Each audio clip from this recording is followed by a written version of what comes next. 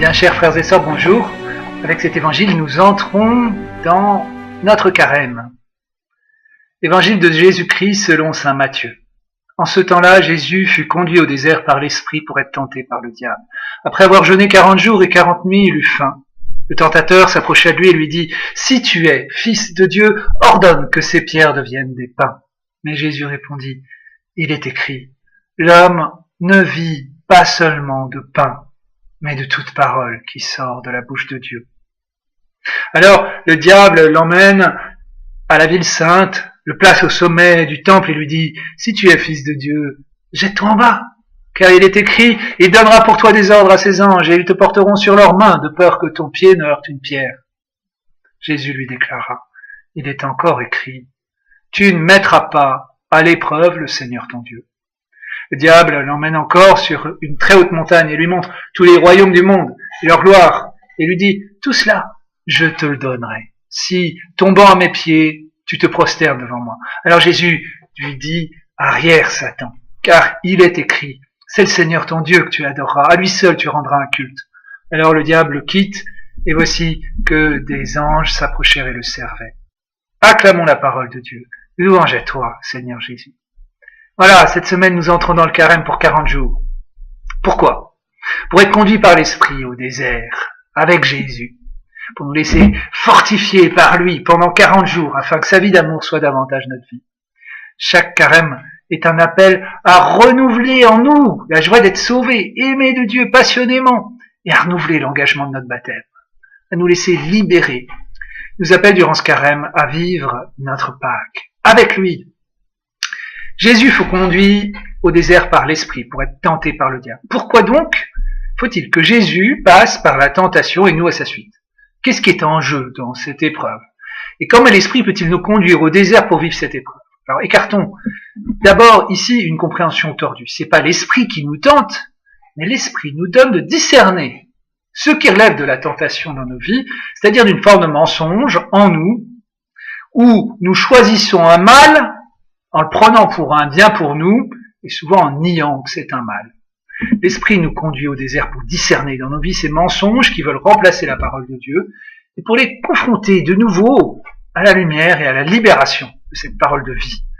L'Esprit, quand on l'écoute en se laissant conduire, loin du bruit de l'agitation dans le désert, c'est-à-dire dans le silence, il fait résonner la parole de vie. C'est là où on entend vraiment la parole qui éclaire nos vies.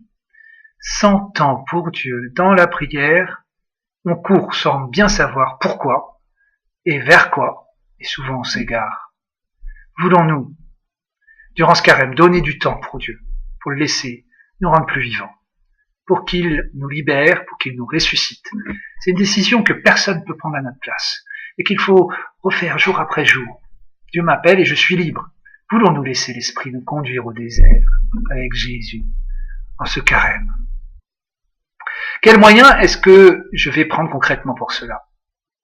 Le mieux serait de choisir un moment de la journée pour un cœur à cœur en silence avec Dieu.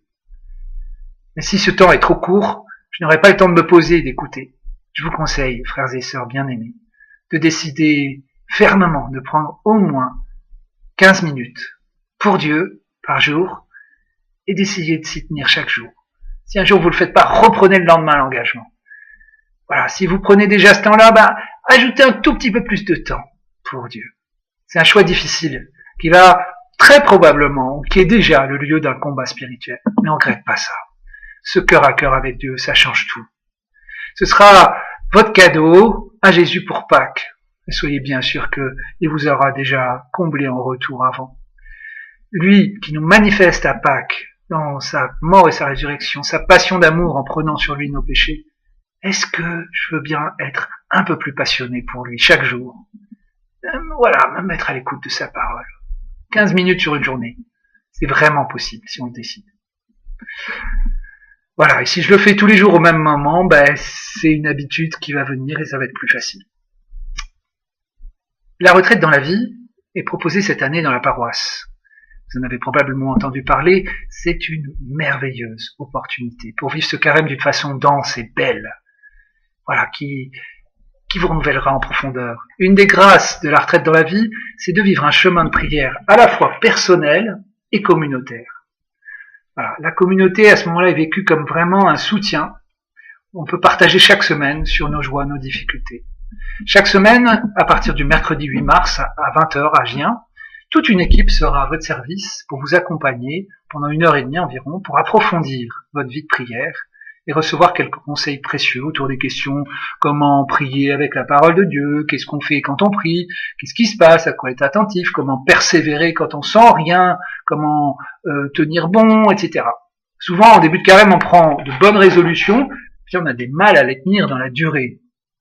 Et bien, je crois que là, ça peut nous aider chacun. Dans les petits groupes, on expérimente la force qu'il y a à se soutenir mutuellement dans une vraie fraternité. La retraite dans la vie nous propose cela de façon particulière.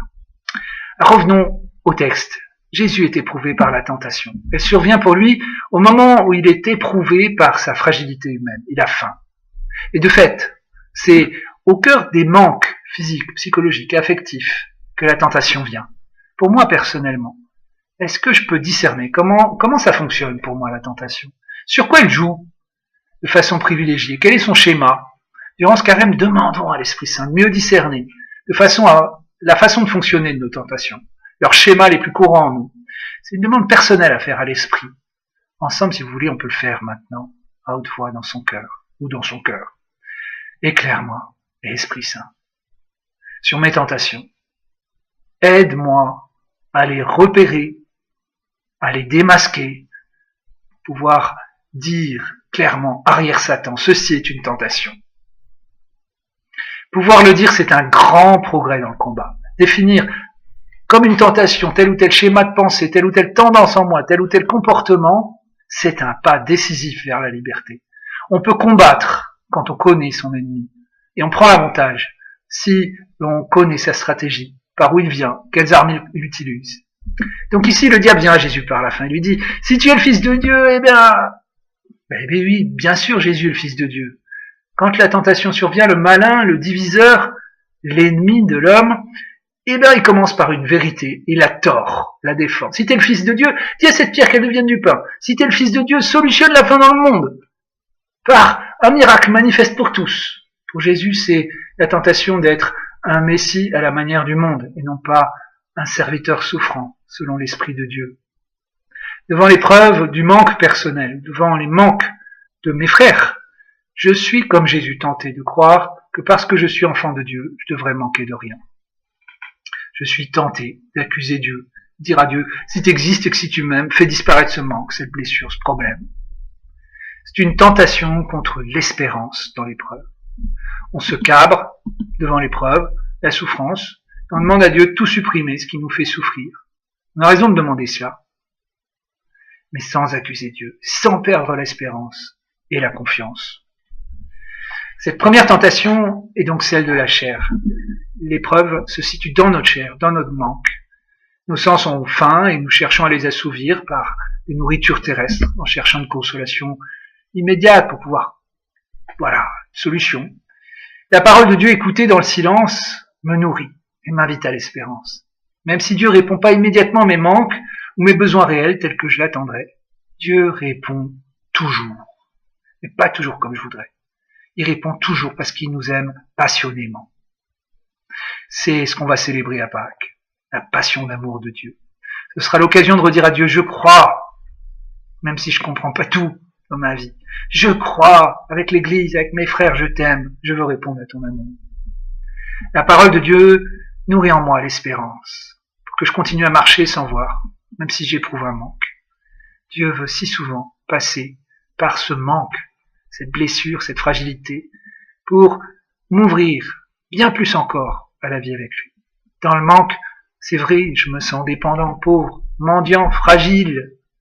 Et pourtant, sur la montagne des béatitudes, Jésus me dit, heureux, béni, en marche, courage, toi qui éprouves un manque, une pauvreté, toi qui dépends de Dieu et des autres là-dedans, le royaume des cieux est à toi. Heureux les cœurs de pauvres, le royaume des cieux est à eux. Ils peuvent dépendre de Dieu dans l'amour, dépendre des autres dans l'amour. Espère, prends courage, le riche il a besoin de personne. La deuxième tentation est celle de la foi. Dans l'épreuve, je suis tenté de demander des signes pour croire. Dieu, si tu existes, montre-moi et je croirai en toi. Si tu existes, retire cette épreuve. Les pierres sur mon chemin et je croirai en toi. Et plus souvent, Dieu se tait. Dieu est caché.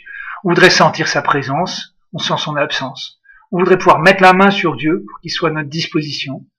Mais Dieu m'invite à la fois à la responsabilité de ma vie devant les difficultés. La parole de Saint Ignace est ici toujours un bon repère quand tu es éprouvé devant une difficulté. Prie comme si tout dépendait de Dieu. Agis comme si tout dépendait de toi. Et les deux sont vrais. Parce que Dieu agit à travers ton action, si souvent. Devant le défi, prie et agis, pas l'un sans l'autre, sinon il manque quelque chose d'essentiel. Prie et remets ton action à Dieu, demande-lui de t'éclairer. Agis, sinon Dieu peut pas t'éclairer. C'est au cœur de l'action que Dieu t'éclaire et te montre comment poursuivre le chemin. La troisième tentation pour Jésus est celle de l'idolâtrie ou de l'amour dévoyé. Vivre en fils sous le regard d'amour de Dieu, c'est ça qui rend libre. Vivre de l'alliance d'amour avec Dieu en donnant mon cœur à Dieu, c'est ça la liberté. C'est dans cet amour inconditionnel de Dieu que se trouve ma valeur, ma dignité. Dieu me crée par amour et pour l'amour. Mais je peux pas mettre la main sur cet amour et le posséder. Je peux que me livrer, m'abandonner à cet amour. Au lieu de me livrer à l'amour de Dieu dans la foi, eh ben je suis souvent tenté de remettre la valeur de ma vie dans bien d'autres choses, dans le regard des autres. Voilà, suivant la façon dont ils me regardent, ben j'ai de la valeur ou pas. Ben non, c'est Dieu qui donne cette valeur. Suivant la réussite. Voilà, si je réussis dans telle et telle chose, alors j'ai de la valeur. Ben non, Dieu m'aime, quoi qu'il fasse, le plaisir, le pouvoir. Quand je mets autre chose que Dieu comme centre de ma vie, comme valeur suprême, je deviens esclave de cette idole. Pendant ce carême, l'Esprit veut m'aider à remettre Dieu au centre de mes préoccupations, de mon temps, de mes services, pour me libérer. Prions. Merci Seigneur pour ce carême en Église, que tu offres à chacun comme un cadeau. Merci pour tout ce que tu vas accomplir en nous, comme libération, comme transformation dans ton vie. Aujourd'hui, donne-moi de décider de prendre du temps pour toi. Chaque jour, durant ce carême dans la prière, donne-moi la force de prendre au moins 15 minutes pour toi, à méditer ta parole. Par exemple en prenant les commentaires de vers dimanche, ceux qui me seront donnés par la retraite dans la vie. Bon carême.